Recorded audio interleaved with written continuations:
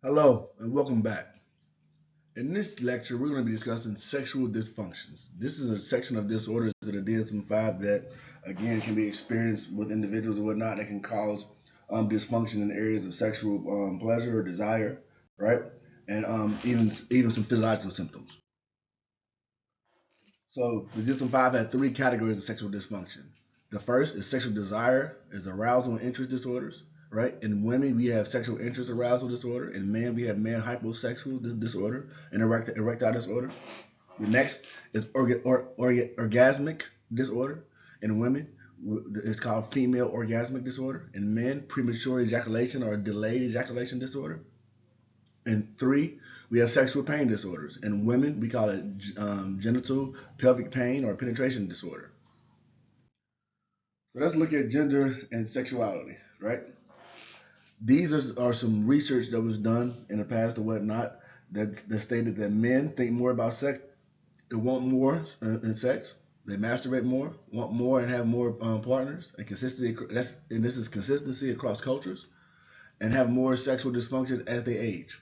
Women desire for sex more, often linked to relationship status and social norms, tend to be more ashamed of appearance flaws, may interfere with sexual satisfaction. At all ages, women are more likely than men to report sexual dysfunction. So let's go to the first category: sexual interest, desire, and arousal, and disorders. So the first is F5222, female sexual interest arousal disorder, right? So this is a diminished absence or reduced frequency of at least three of the following for 6 months or more.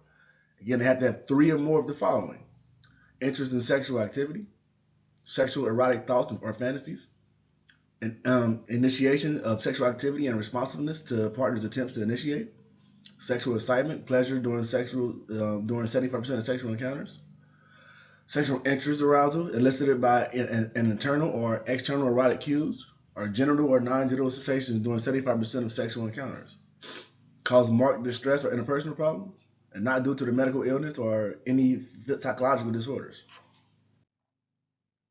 F520, male hypoactive sexual desire disorder.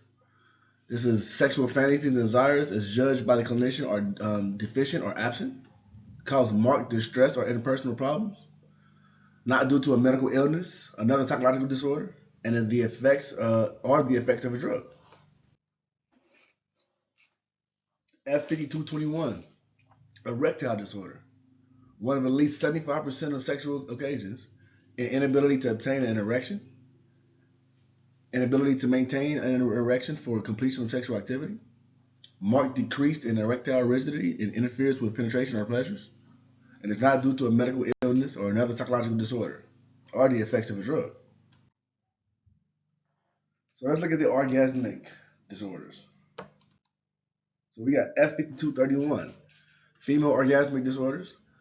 On at least 75% of sexual occasions, they have marked delay or infrequency or absence of orgasm, markedly reduced intensity or orgasmic sensation, causes marked distress or interpersonal problems, not due to medical illness or another psychological disorder, or the effects of a drug. F5232, delayed ejaculation. Marked delay in frequency or absence of orgasm on at least 75% of sexual occasions. Cause marked distress or interpersonal problems. Not due to a medical illness or another psychological disorder or the effects of a drug. F524, premature ejaculation. Tendency to ejaculate during partner sexual activity within 1 minute of penile insertion or of at least 75% of sexual occasions. Cause marked distress or interpersonal problems and is not due to a medical illness or another psychological disorder. So now we have our sexual pain disorders. F52.6, genital pelvic pain penetration disorder. Persistent or recurrent difficulty with at least one of the following. To at least one of the following: inability to have vaginal intercourse penetration, marked vulvar or vaginal or pelvic pain during vaginal penetration, marked fear or anxiety about penetration, marked tensing of the pelvic floor muscles during attempted vaginal penetration, causes clinically significant distress or interpersonal problems, and is not due to another psychological disorder, a medical condition, or the effects of a drug. Factors that influence sexual dysfunction disorders. So, here are some thoughts of some things that may influence or have the etiology of some of these disorders.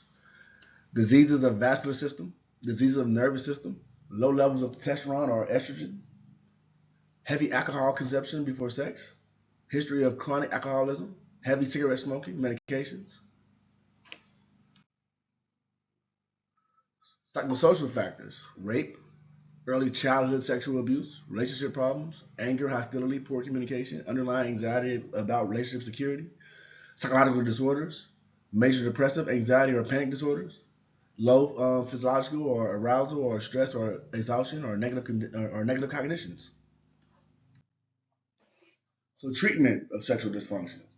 So anxiety reduction, getting our clients to get to relax muscle body, mindfulness practices, procedures to change thoughts and attitudes, sensory awareness procedures, rational emotive therapy, sexual skills accumulation training, or couples therapy.